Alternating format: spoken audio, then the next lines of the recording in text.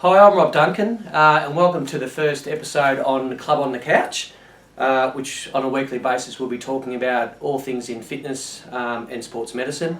I'd like to introduce to Michael Pratt from ASF Endurance Coaching, who's my triathlon and running coach, and what we're going to talk about over the next, I think, 11 weeks out from the Melbourne Marathon, which I've signed up for, is the coaching program that Michael has set for me, and we're just going to talk about and touch on some points week by week about what we need to concentrate on. So I guess we've been 11 weeks out, Michael. What is it we need to look at and sort of concentrate on this week leading into this week's program?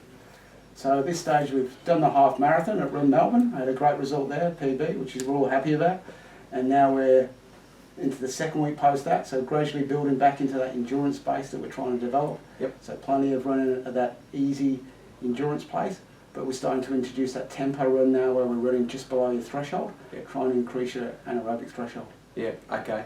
Look, one of the things I'm noticing too, that now we're all leading up to the long run on the weekend, which is the easy run. I'm finding that now we're getting out to sort of that 2 hour run, I'm starting to really struggle with energy and sort of want to talk to you about what food that we need to introduce now to get me through those really long runs. So what is it maybe that we can suggest that we can just sort of help overcome that? So I guess there's a couple of things to look at with that. First, we're looking at our preloading. Yep. So prior to the long run, making sure you've got your carbohydrate stores up before we start. You've probably got stores in there for about an hour to start with, but now our run's getting at over an hour, out towards that 2 hours, 2.5 hours. We're thinking about introducing some carbohydrate during the run as well. So probably the easiest way to take that on for you is a gel. Yeah. So we want to have those every 20 minutes to half an hour once we get to that hour mark on the run.